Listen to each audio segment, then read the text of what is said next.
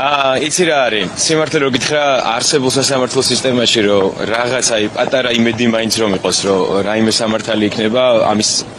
მოლოდინზე საერთოდ არ რთულია მე მგონი საუბარი. ერთი არის ფაქტია, რომ რაღაცაირად ჩვენს ქვეყანაში არის რაღაცა ერთი დიდი რაღაც სამართლობის კედელი აღმართული, რომელსაც არიან ადამიანები, რომლებიც ამ კედელს უახლოვდებიან და შემდეგ რაღაცაირად არანაირი უკან დახევას ვერ ხედავთ ამ რაღაცნაირად ძალადობრივ სისტემასთან, რომელიც ბოლომდე აწვება რაღაცნაირად. იცი რა არის? ფიქრობ, რომ ყველანაირად და ერთი ადამიანიც თუ იქნება ისეთი, რომელიც ამ უსამართლო სისტემას დაუპირისპირდება, მე აქ ვიქნები და რა თქმა უნდა პროტესტი უნდა გაგრძელდეს. დღეს ხედავთ და ანუ შიგნით რა სიტუაციაც არის, ამასაც ხედავთ, რამდენად დიდი ინტერესი არის ზოგადად და ქართული თეატრი და არა მარტო ქართული თეატრი აქ არის და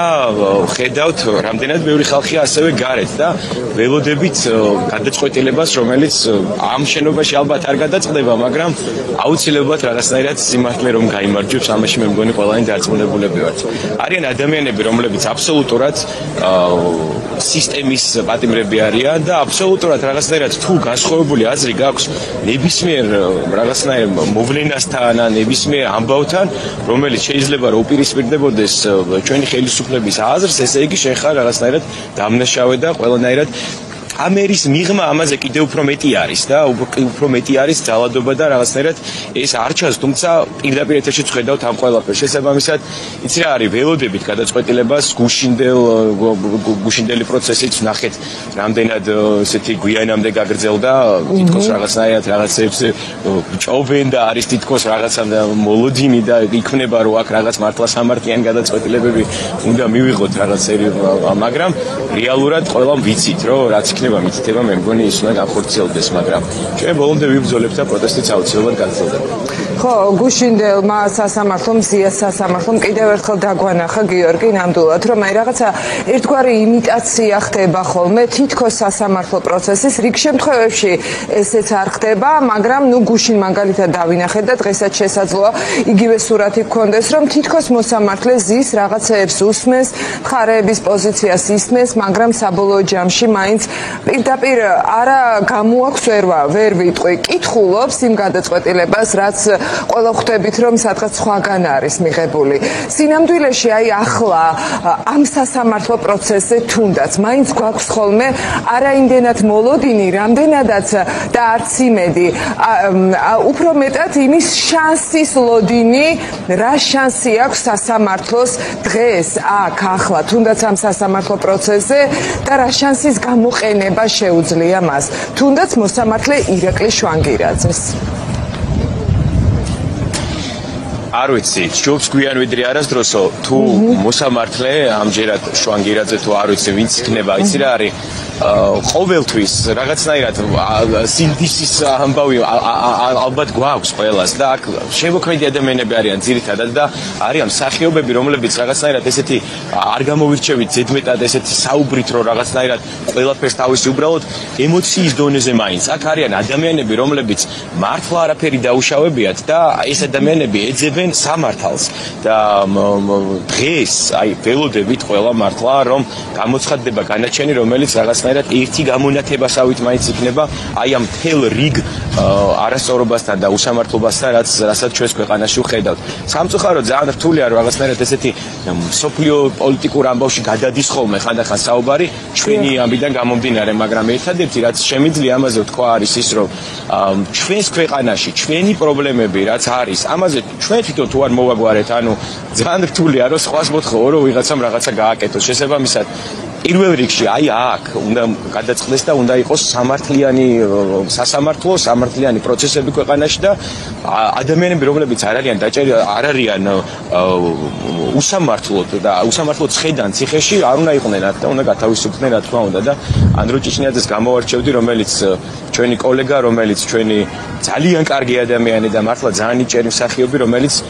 ძალიან სჭირდება ქართულ თეატრს, ძალიან სჭირდება ჩვენ როგორც პარტნიორს და დარწმუნებული ვარ, რომ რაღაცნაირად ერთ სამართლიან დღეს მაინც ნახავთ ჩვენს ქვეყანაში. ხო, ვნახოთ, დაველოდოთ, თუმცა გიორგი, ჩვენ ახლა პარალელურად, როდესაც საუბრობდი, გადიოდა კადრები ანდროსი და სხვა რეჟიმის სხვა პატიმრების, როგორ გამოიყურებიან ისინი აი ამ ამდენთვიანი უკანონო პატიმრობის ფონზე, ძალიან შემართებით არიან, მიუხედავად იმისა, რომ ვიზუალურად ცოტა შეცვლილი მომეჩვენა, მაინც ძალიან შემართები, ძალიან მტკიცე, ძალიან ლაღად გამოიყურებიან, ხო, ეს ადამიანები და ამის მთავარი мотиваცია არის ალბათ ის სიმართლე, რისთვისაც ისინი საერთოდ ხედან უკანონოდ და ასევე არის ის უდიდესი მხარდაჭერა ანდროს კოლეგების და ყველა ადამიანის, აი აბსოლუტურად მთელი საზოგადოების, რომელსაც გრძნობენ ისინი, აი ციხის კედლებშიც კი. როგორ გაგრძელდება ეს პროცესი, იმის მიუხედავად, რა გადაწყვეტილებას მიიღებს დღეს ის ეგრეთ წოდებული მოსამართლე. ერთ რამეზე გავამახვილებდი ყურადღებას ჩვენ ახალი თეატრის სპექტაკლი მანიფესტის ესე დავარქმევდი ფარგლებში საქართველოს რეგიონებში მოვიარეთ რამდენიმე რეგიონი და გაგრძელდება ეს მანიფესტი როცა ეს ამბავი იწყებოდა ანდრომ გამოგვიგზავნა წერილი და იცი რა არის თითქოს გვეშინოდა რაღაცნაირად ამ წერილის გახსნა რომ აი შეიძლება რაღაცნაირად აი როგორ იქნება როგორი შემართება შეიძლება კონდეს